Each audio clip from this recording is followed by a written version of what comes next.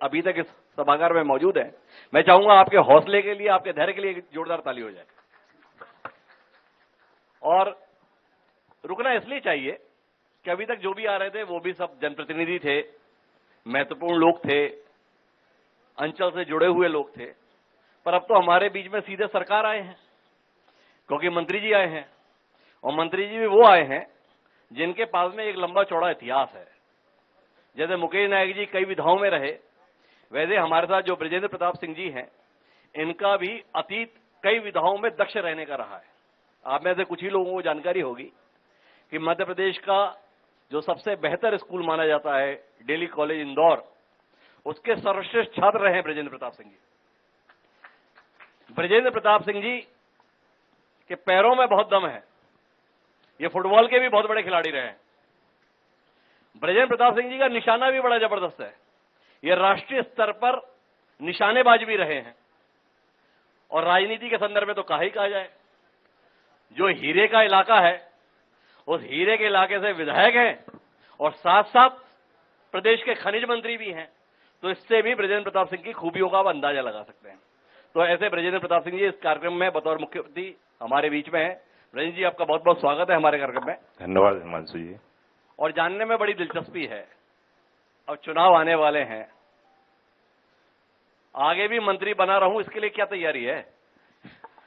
देखिए, मैं जिस पार्टी से बिलोंग करता हूं, भारतीय जनता पार्टी, ये 5 साल लगातार काम करती है। हम लोग तत्कालिक रूप से जब चुनावी समर आए उसी समय मेहनत करें, ऐसा नहीं है। जिस तरह से एक विद्यार्थी जो साल भर मेहनत करता है उसको आखिरी में कोई परेशानी नहीं जाती है, जो लास्ट में जो मेहनत करने का प्रयास करता है, निश्चित रूप से उसके ऊपर प्रेशर भी ज्यादा क्रिएट होता है और वो उसको अभी ये डर लगता रहता है कि हम पास होंगे या फेल होंगे।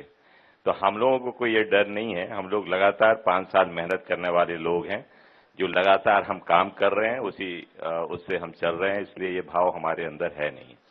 भाई जी, आपने कहा कि हम तो 5 साल लगातार काम करने वाले लोग हैं, और जो स्टूडेंट साल भर पढ़ाई करते हैं उन्हें एग्जाम के टाइम पे डर नहीं लगता। जब आप 5 साल काम करने वाले लोग हैं तो ये 20 क्वेश्चन सीरीज पे इतना भरोसा क्यों कर रहे हैं? लाडली बहना योजना भी आ रही है, आंगनबाड़ी कार्यकर्ताओं के वेतन अभी बढ़ रहे हैं, संविलियन के संदर्भ में फैसले अभी हो रहे हैं, 1000 को 3000 करने की बातें भी अभी हो रही हैं। तो मेहनत आपने 5 साल की, और फिर भी धड़ाधड़ धड़ाधड़ धड़ाधड़, ऐसा लग रहा है सारे जहां का खजाना मामा जी के पास ही आ गया है। ये कमाल क्या है? देखिए, यही तो फर्क है जी। एक सरकार थी, वो पैसे के लिए रो रही थी, कह रही थी कि भारतीय जनता पार्टी अपना खजाना खाली करके चली गई है। एक सरकार है जिसके पास पैसे की कमी नहीं है, लगातार दे रही है। एक सरकार थी जो उसने वादे किए थे, उसके बाद भी वो नहीं दे पाई, जिस कारण से वो फेल हो गई, उन्हीं के लोग उनसे अलग हो गए और सरकार चली गई। एक सरकार है कि जिसने वो वादे भी नहीं किए थे तो भी वो पूर्ति कर रही है। रही बात देने की, ये देखिए, आपने अभी मैं देख रहा था, अभी डॉक्टर्स का एक संवाद चल रहा था जी। कुपोषण की बात भी आई, महिला सशक्तिकरण की भी बात आई। आप ये बताइए कि जो हमारी नारी सम्मान हम लोग मानते हैं कि हमारे इसमें नारी सम्मान होना चाहिए, आज कभी वो घर परिवार में किसी के बच्ची पैदा होती थी तो इतना गमगीन माहौल वहां पे बन जाता था कि पता नहीं क्या हो गया बगल के घर में। लेकिन जब लड़का पैदा होता था तो लड्डू बंटते थे, ढोल धमाके बजते थे, पटाखे फूटते थे। लेकिन आज आप वो स्तर 2003 पहले का और आज का आप देखें, यदि आज हम लाडली लक्ष्मी योजना लेके आए तो हमने आज 45 लाख बच्चियों को लखपति बनाया है। बेसिकली हमने उनको सपोर्ट किया है। हम जब वो एजुकेशन में जाती हैं तो उनको शिक्षा के लिए पैसे देते हैं, शादी लायक होती हैं तो उनको पैसा मिलता है। दूसरी तरफ आप ये देखें कि जब से ये हम लोगों ने सम्मानित करने का काम किया है तब से आप बच्चियों का ग्राफ भी बढ़ा है। आप देख रहे हैं कि किसी भी फील्ड में, क्योंकि आज एजुकेशन भर नहीं, अन्य फील्ड में स्पोर्ट्स हो, एजुकेशन हो, डिबेट्स हो, किसी भी फील्ड में ले लो आप, आज बच्चियों का योगदान सबसे ज्यादा है और बच्चियां हर फील्ड में आ रही। इवन पॉलिटिकल फील्ड में अब 50% का जो आरक्षण हुआ है, निश्चित रूप से उसमें चाहे वो ग्रामीण क्षेत्र हो चाहे नगरीय क्षेत्र हो, आज 50% से ज्यादा हमारी महिलाएं या बच्चियां जो उसमें आ रही हैं, तो निश्चित रूप से अब लीडरशिप में भी वो आ गई हैं, आगे आ गई हैं।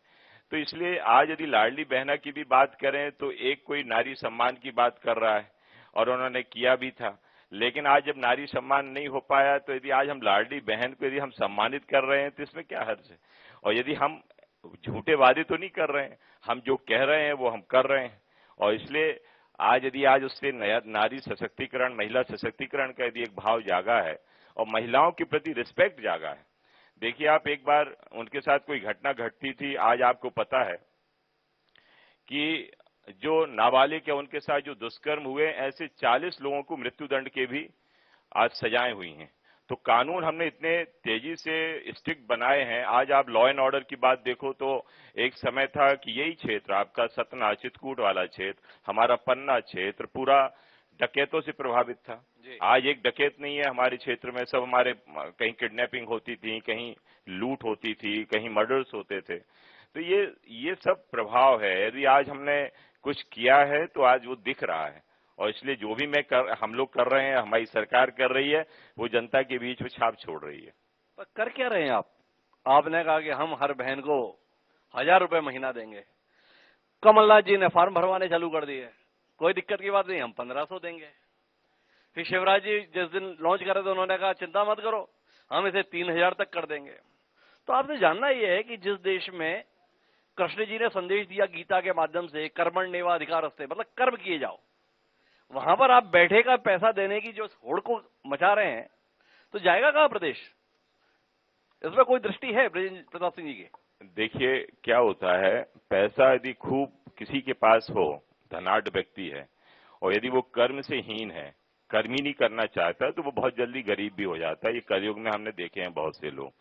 और जो काम करने वाला व्यक्ति है, आप यदि उसको आप कुछ भी नहीं दो, यदि वो मेहनती है और काम के प्रति वो सजग है, तो वही आपसे बड़ा आदमी हो जाता है। तो इसलिए एक हम सपोर्टिव वे में हम लोग मदद कर रहे हैं कि उनका जो स्तर है, आज वो स्तर नीचे ना जाए। एक्चुअली आपने ये देखा होगा, एक फर्क भी देखा होगा। आप यदि घर परिवार में कोई महिला है और यदि वो अपने, क्योंकि जहां पे 1000 रुपए दे रहे हैं हम या जो बात कर रहे हैं, तो वो 1000 भी उस परिवार के, उस गरीब परिवार के लिए 500 भी बहुत है, 100 भी बहुत है। जब वो अपने किसी रिश्तेदारी में जाती थी, यदि वो अपने परिवार के या मुखिया से, किसी से, अपने पतिदेव से पैसे मांगती थी, तो बड़ी हीन भावना का शिकार होना पड़ता था, कुछ उसको बातें भी सुननी पड़ती थी। या अपने कहीं पे भी वो बाजार के लिए जाती थी, सब्जी लेने जाती थी या घर के कुछ सामान लेने जाती, तो उसको हीन भावना का। लेकिन आज कम से कम उसका सम्मान, उसके चेहरे देखिए आप। आज यदि उनके घर खाते में 1000 कोई बड़ा अमाउंट नहीं है, लेकिन आज उस गरीब के लिए, उस परिवार के लिए जहां पे 200-500 की बड़ी कीमत है, उनके लिए 1000 बहुत है। और इसलिए मैं मानता हूं कि आज इस पैसे से नारी का सम्मान बढ़ा है। हमने कोई वो नहीं किया। नारी का सम्मान तो बढ़ गया, आपके वोट कितने बढ़ रहे हैं, ये सवाल है। अब आप तो देख ही रहे हो, आप देख रहे हो, बोर्ड भी हमारे ऐसा नहीं है। बोर्ड की राजनीति, ये सवाल इसलिए करना पड़ा ब्रजेन जी कि 2018 में वोटों के मामले में बड़ी चोट हो गई आपके पास। कहां आपकी 167 सीटें हुआ करती थी, कहां 107 सीटें हो गई। तो आपसे जानने चाहते हैं कि क्या आपको लग रहा है कि अब ट्रम्प कार्ड चल गया, वापस कहानी आ जाएगी? नहीं डॉक्टर साहब, मैं ये बताना, हिमांशु जी, मैं बताना चाहता हूं कि हम वोट से कभी कम नहीं रहे जी। वोट तो हमें ज्यादा मिले थे, थोड़ा अंक गणित में हम फेल हो गए थे, हमारी सीटें घट गई थी, लेकिन वोट तो हमें उस समय भी ज्यादा मिले थे जी। और निरंतर हमें वोट आगे बढ़े हैं, हम कभी नीचे को नहीं गए। तो इसलिए वोट वाली राजनीति तो देखिए, आज सरकार, जैसे आज केंद्र की भी सरकार है, तो गरीब कल्याण की योजना चला रही है। आज करीब हमारे 4 करोड़ से ज्यादा, 5 करोड़ से ज्यादा लोगों को गरीब कल्याण की योजना का लाभ मध्य प्रदेश में मिल रहा है। आज जैसी कई योजना है उनकी, चाहे वो आवास की हो, चाहे आपके किसान सम्मान निधि की हो। तो इसलिए मैं ये कह रहा हूं कि जो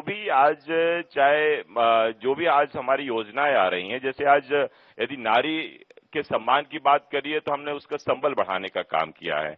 किसान कल्याण की बात करते हैं तो उसको हम, जो उनकी चीजें हैं उनको हम करने के लिए उसको किसान कल्याण की बात कर रहे हैं कि उनको किसान सम्मान हमने निधि दी है। हम सम्मान ही दे रहे हैं, कहीं हम ये नहीं कर रहे हैं। लेकिन आपने तो बड़ा गलत कर दिया ना, ऐसा कमलनाथ जी और कांग्रेस ही बता रहे हैं। वो अच्छे भली कर्ज माफी कर रहे थे, चरणबद्ध चरण, अब आपने बीच में सरकार बदल दी, बेचारों की कर्ज माफी बीच में ही रुक गई। क्या कहते हैं? अच्छा ये बताइए आप कि शायद उन्हीं के हेड ने ये बात कही थी जी कि जो कर्ज माफी की घोषणा थी वो उन्हीं के पत्रक में जो शपथ जो उन्होंने अपनी घोषणा पत्र दिया था उसी में लिखा था कि 2 लाख का कर्जा माफ करेंगे। और शायद मुझे याद है कि जो उनके राष्ट्रीय नेता हैं, जो उनके हेड हैं, उन्होंने ये बोला था कि 10 दिन के अंदर कर्जा माफ करेंगे। उन्हें तो 16 महीने मिले जी। तो 10 दिन तो छोड़ो, आप 10 महीने और 16 महीने तक नहीं कर्जा माफ कर पाए। तो इस तरह से झूठे वादे करना और मतलब ये तो थोड़ा सा गलत है, ये जनता के साथ धोखा है। 4,000 बेरोजगारी भत्ता की बात कही, 51,000 मुख्यमंत्री कन्यादान में देने की बात कही। मैं भी 16 महीने में मैं भी शादियों में गया, किसी एक बच्ची को 51,000 नहीं मिले। आज यदि हमने 55,000 बोले हैं तो 49,000 उनके खाते में जा रहे हैं। ऐसा नहीं है कि हम लोग बोल के वो दे नहीं रहे। आज यदि हमने बेरोजगारी की बात कर रहे हैं, अभी जुलाई में आपको पता है कि शिक्षित बेरोजगारों के लिए भी हमारी एक योजना आ रही है कि यदि वो ट्रेनिंग पीरियड में जाएंगे तो उनको हम पैसे देंगे उनको ट्रेनिंग के लिए। तो ये कर रहे हैं हम, कोई हम झूठी बातें नहीं कर रहे। यही तो हमारा सवाल था आपसे कि ये सब आप ये जून, जुलाई, अगस्त 2023 में क्यों कर रहे हैं? ये 2019, 2020 में क्यों नहीं हुआ? क्या था ऐसा जो आपको 2023 में लगा कि अब ये कर छोड़ो? देखिए, ये तो आप जिस मुद्दे पे आप बात कर रहे हैं वो देने की या उनको सम्मानित करने की, वो तो एक अलग चीज हो गई जो हम लोग उनको एक सम्मान की राशि के रूप में हम लोग दे रहे हैं। लेकिन आप विकास की तरफ भी जाइए जी। ये आप देखिए कि आज हमारा यदि आप देखें आर्थिक विकास दर क्या थी 2003 के पहले 4%, जी। आज हम 16% के ऊपर निकल गए हैं। आप यदि इंडस्ट्रियल ग्रोथ रेट लें तो -0.61 थी 2003 के पहले, आज हमारी 24% हो गई है। तो हमारा एग्रीकल्चर ग्रोथ रेट जो हमारी 4% थी, 3% थी, आज 19% हो गई है। तो हम लोग आज हर क्षेत्र में विकास कर रहे हैं। आज जहां 7 लाख हेक्टेयर जमीन सिंचित होती तो वहां 45 लाख हो गई है। तो हम लोग किस क्षेत्र में नीचे हैं? आज हम लोगों ने, आज आपको पता है कि 2003 का बजट कितना था? 23,000 करोड़, और आज कितना है? 3,10,000 करोड़ के ऊपर जा रहा है बजट। तो हम लोग तो हर जगह, शिक्षा के क्षेत्र में जहां 2,000 करोड़ था, आज हम बढ़ के आज हम लोगों ने उसको 38,000 करोड़ कर दिया। तो हम लोग लगातार, आप यदि एग्रीकल्चर में लें 600 करोड़ था, आज बढ़ के आज 53,000 करोड़। पढ़े लिखे आदमी के साथ बात करने में यही दिक्कत होती है, वो तुरंत घुमा देता है। अब हमने कहा था कि भाई इससे वोट मिल जाएंगे, तो ब्रजेंद्र प्रताप सिंह जी ने बताया वोट तो हमें पहले भी मिले थे, बस सीटें कम रह गई। अच्छा ब्रजेंद्र जी ये बता दो, वोटों से ही संतुष्ट हो जाएंगे, सीटों के संदर्भ में कोई आग्रह नहीं है? देखिए, मैं बताऊं आपसे, हमारी पार्टी निरंतर काम करने वाली पार्टी है। एक और मैं बता दूं, आप देखिए जी, आज बर्ताव, ये पूरा फेरबदल, या आपने 2003 के बाद की राजनीति जो देखी है, या आपने सेंट्रल गवर्नमेंट जब से हमारी आई है तब से आपने राजनीति देखी है, आप ही बताएं कि आज देश कहां पे चला गया है, आज देश का सम्मान कितना ऊपर गया है। जी। आज मैं ये पूछना चाहता हूं कि आज जो प्रधानमंत्री जो लगातार मेहनत करने वाले, कल वो अमेरिका में गए, आज वहां से योग दिवस में भी शामिल हो रहे हैं, और आज हम लोगों ने योग दिवस का भी कार्यक्रम आयोजित किया। आज वो योग, जो योग हमारे यहाँ का है, जो महर्षि और जो विरासत में जो चीजें मिली थी, कभी योग के बारे में किसी ने पहचान नहीं बनाई, लेकिन आज 193 देश उसको सपोर्ट कर रहे हैं। आज 180 से ऊपर देश उसमें सहभागिता दर्ज करा रहे हैं, और आज उसको योग को लॉन्च करने वाला कौन है? आपने ट्विटर नहीं देखा क्या? वो कांग्रेस ने आज ट्वीट किया है कि वो पंडित जवाहरलाल नेहरू जो है शीर्षासन कर रहे हैं। उन्होंने बताया कि देखो योग को प्रचारित तो पंडित जवाहरलाल नेहरू ने किया था, आपने देखा नहीं क्या? मैं ये कहता हूं, अच्छा चलो कोई भी लेके आया, तो वो उन्होंने उसको लॉन्च क्यों नहीं कर पाए? वो उसको क्यों नहीं? ये तो महर्षि ऋषि लेके आए ना, उनसे पहले भी लोग लेके आए ना जी। आप नेहरू जी की बात क्यों कर रहे हैं? उनसे पहले मैं नहीं कर रहा, कांग्रेस कर रही है। नहीं, मैं ये कह रहा हूं कि योग, मैं कह रहा कोई भी लेके आया, ठीक है, योग अच्छी चीज थी जिसको हमें समाज के बीच में, देश के बीच में, विश्व के बीच में ले जाना चाहिए था, जो आज एक्सेप्टेंस बढ़ रही है। तो यदि आज मोदी जी लेके गए, या संयुक्त राष्ट्र में उन्होंने उस समय उन्होंने योग की बात कही, जब योग की बात वहां पे कही तो तब लोग, कई लोगों ने मजाक भी उड़ाया, और आज उस योग को लेके आज 193 देश फॉलो कर रहे हैं, वो सहभागिता दर्ज करा रहे हैं। अब सबके मुंह बंद हो गए। यदि उस समय हमारे प्रधानमंत्री जी विदेशों में जाते थे तो लोग बाग हंसते थे कि विदेशों में घूमने गए जी। विदेश, आपने शुरुआती दौर देखा होगा जब विदेश में उनकी विजिट हो रही थी। अब आज जाते हैं तो उनका हजारों में भीड़, जो कभी वहां के इतिहास में कभी कोई इकट्ठा नहीं हुआ इतना, जब मोदी जी के जाने में एकत्र हो रहे हैं। वहां के लोग भी पागल हो रहे हैं। बाइडेन जैसे लोग उनसे हाथ मिलाने के लिए पीछे से आ रहे हैं और इनका इंतजार कर रहे हैं कि जल्दी से मोदी जी आए, हमारी मीटिंग हो। आज यूक्रेन या रशिया लड़े आपस में, लेकिन आज मोदी जी के लिए, सबके उनके लिए सबका सम्मान है। तो ये बेसिकली मैं ये नहीं कह रहा हूं, मैं ये कह रहा हूं कि आज हमारा देश जिस ऊंचाइयों पे गया है या हमारा देश का जो सम्मान बढ़ा है, आज यदि हम 2047 में हम कह रहे हैं कि हमारा सबसे शक्तिशाली देश बनने वाला है, तो वो दिख रहा है, आम लोगों को दिख रहा है, आम आदमियों को दिख रहा है। आप देखें, आप वहां पे किसी भी फोरम में जाएं, अच्छे से बुद्धिजीवी लोग हैं, यदि आज यहाँ पे कोई बात कर रहा है या मंच से मैं भी कुछ बातें सुन रहा था, तो वो किस दिशा में बात कर रहे हैं, और जिस दिशा में हम लोग जा रहे हैं उसी दिशा की कहीं ना कहीं पीछे से बात आ रही है। और इसलिए ये सब कोई चाहता है कि हमारा सम्मान बढ़े, हमारे देश का सम्मान बढ़े, हमारा प्रदेश का सम्मान बढ़े, नारी का सम्मान बढ़े, हमारा व्यक्ति का सम्मान बढ़े, बेरोजगारियों को रोजगार मिले और उनके सपने पूरे हों। तो इस दिशा में हम लोग बढ़ रहे हैं। तो आपसे जानना ही चाहता हूँ कि जब नवंबर दिसंबर में सतना के लोग, पन्ना के लोग, रीवा के लोग वोट देने के लिए जाएं, तो उन्हें सतना, पन्ना या रीवा के विषय में ज्यादा विचार नहीं करना है, देश और दुनिया के संदर्भ में विचार करना, उसके आधार पर आपको वोट देना है। ये यहाँ के लिए भी कुछ ऐसा किए हैं आपके पास बताने के लिए अपनी सरकार का, जिसके कारण इन्हें लगा यार भाई इसके लिए भी वोट दे देना चाहिए। देखिए, मैं ये कह रहा हूँ, जो भी योजनाएं चाहे देश की हो चाहे प्रदेश की हो, वो हर व्यक्ति को मिल रही हैं, हर जिले में मिल रही हैं, चाहे वो सतना हो, चाहे पन्ना हो, चाहे बघेलखंड हो, चाहे बुंदेलखंड हो।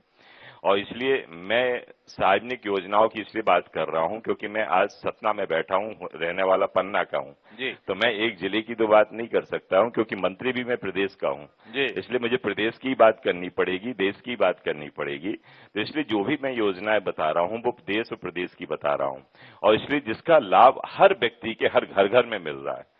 कोई भी ऐसा परिवार नहीं है जहां पे मोदी जी की योजना का लाभ या शिवराज सिंह चौहान जी की योजना का लाभ नहीं पहुंचा हो। और मैं ये कह रहा हूं कि हम लोग झूठी बातें नहीं करते, हम जो कह रहे हैं वो हम कर रहे हैं। तो आपसे जानना ये कि एक तरफ कमलनाथ है, एक तरफ शिवराज सिंह चौहान है, कमलनाथ जी को छोड़कर शिवराज सिंह जी को वोट दें, क्यों दें? देखिए, 16 महीने कमलनाथ जी थे जी। 16 महीने आप उनके दौरे देखिए जी। कि कहां वो किस क्षेत्र में, किस प्राकृतिक आपदा में कहां पे गए या किस गरीब के पास गए। 16 महीने जो उन्होंने शासन किया, एक कमरे में बैठ के शासन किया। देखिए, जब हम लोग फील्ड के आदमी हैं, हम यदि जब तक किसी की पीड़ा उसके घर पे जाके या उसके बारे में नहीं देखेंगे, तब तक हम उसका निदान नहीं कर सकते। या हम क्षेत्रीय विधायक भी बैठे हुए हैं यहाँ पे, या जब तक ये वो गांव में नहीं जाएंगे तो वहां पे ये समझेंगे नहीं कि कहाँ पे पुलिया बनना है, कहाँ पे रोड बननी है, या किसको हमें क्या लाभ दिलाना है। यदि आज हम एक कमरे में बैठ के कहें हम खुश हैं तो हमारी जनता खुश है, ये विचार गलत है। और इसलिए मैं ये कह रहा हूं कि जो उन्होंने बातें कही थी, आज मैं ये नहीं कह रहा हूं, हम लोग सरकार किसी की हटाने के भी पक्ष में नहीं थे, लेकिन आज उन्हीं के बीच के लोग, जब उनकी चीजें पूरी नहीं हुई या उनके वादे पूरे नहीं हुए, तो उन्हीं से लोग टूट के हमारे पास आए। तो इसलिए हमारे शिवराज जी तो उस समय यदि जोड़ तोड़ की राजनीति करनी होती तो शायद हो जाती जब हम सरकार में थे, क्योंकि हमारे अंक गणित बहुत ज्यादा फर्क नहीं था, 5-10 सीटों का फर्क था। लेकिन हम लोगों ने ये कहा कि नहीं, जिनके मत मिला है, जिनकी अंक गणित में ज्यादा नंबर आए हैं, उन्हीं को सरकार बनानी चाहिए। तो उन्होंने बनाई और हमने दी भी, लेकिन नहीं चला पाए तो इसमें हमारा क्या दोष? नहीं, लेकिन सिंधिया जी तो अब आ गए, 2024 में कुछ मामला बना तो कोई और सिंधिया ढूंढ रखा है कि नहीं रखा है?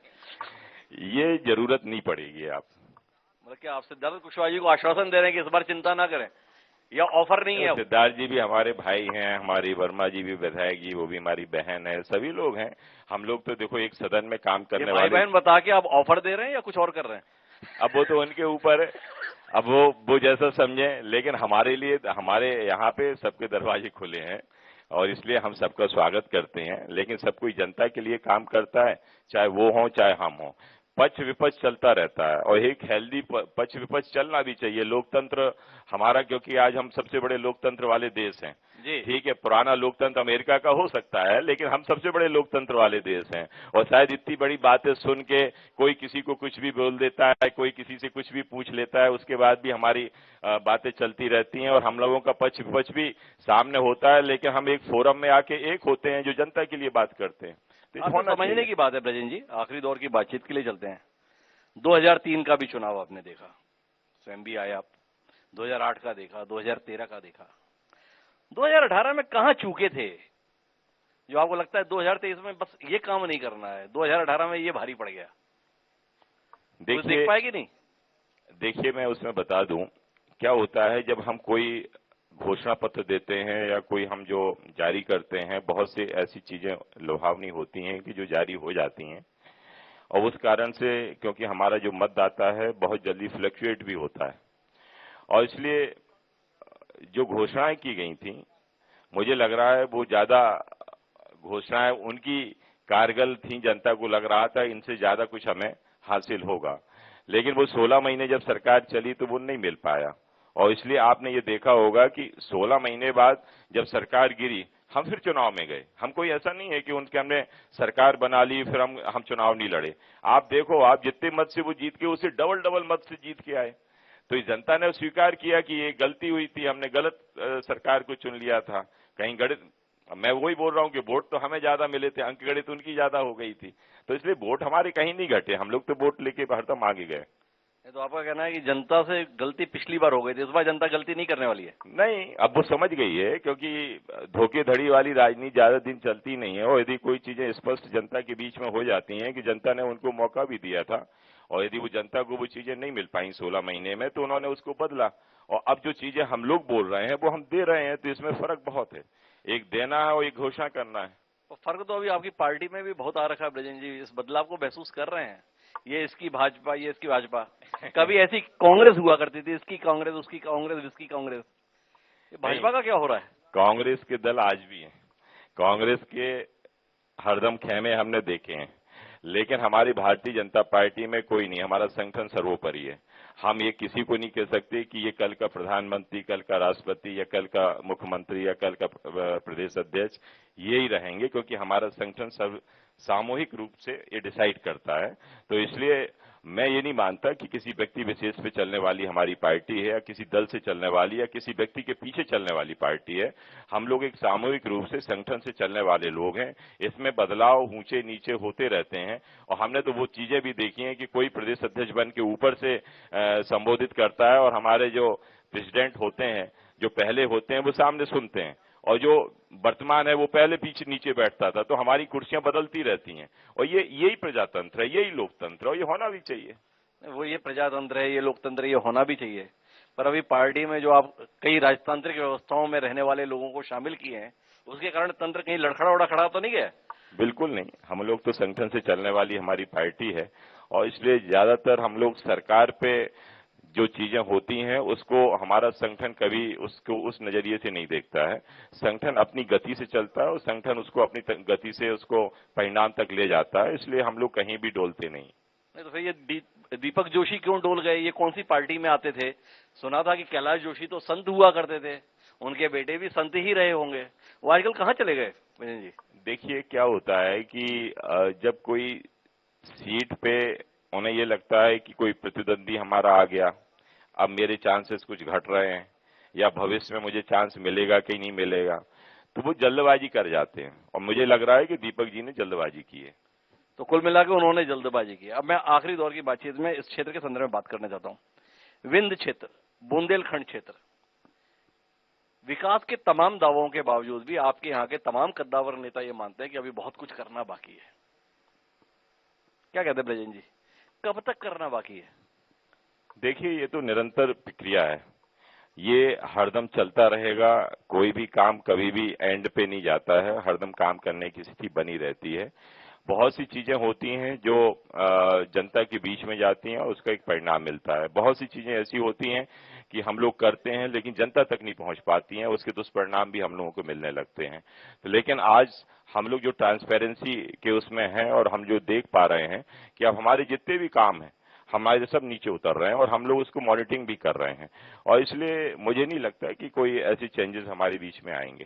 नहीं तो आपको नहीं लगता है कि विंध्य को और बुंदेलखंड को कुछ अतिरिक्त महत्व की जरूरत है? और कौन से क्षेत्र हैं जहां पर महत्व देने की जरूरत है? आज ये बताइए कि आज विंध्य में ही बरगी नहर आई, आपकी इतना बड़ा काम सिंचाई का हुआ, बहुत से ऐसे आपके क्षेत्र के विकास के काम भी हुए हैं जो हरदम पहले कभी नहीं हुए 2003 के पहले।